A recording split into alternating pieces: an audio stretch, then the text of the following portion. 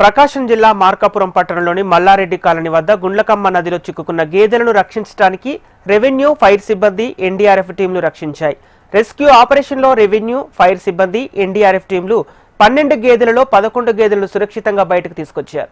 ఒక దూడ లేగతాడు మెడకు చుట్టుకొని చనిపోయింది. ఇక ఈ ఆపరేషన్లో పాల్గొన్న వారిని ఎమ్మెల్యే కందుల నారాయణ రెడ్డి అభినందించారు.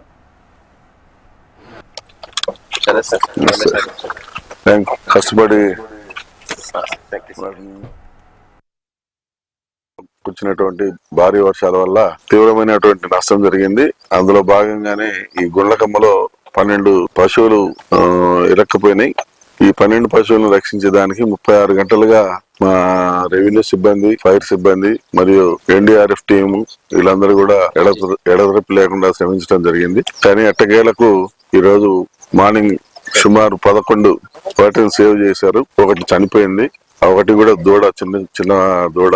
ఈ 11 మేము సురక్షితంగా ఒడ్డుకు చేర్చడం జరిగింది. మా మార్కాపురం నియోజకవర్గ ప్రజల తరఫున మా టీం అందరికి కూడా మనస్ఫూర్తిగా అభినందనలు తెలియజేస్తా ఉన్నాం. నోరు లేని జీవాల కోసం ఎంత కష్టపడి రాత్రులు కూడా నీళ్ళలో పోయి ట్రై చేసినా కూడా కుదరకపోయేసరికి ప్రవాహం కొంత తగ్గిన వెంటనే వాటిని రక్షించడం జరిగింది.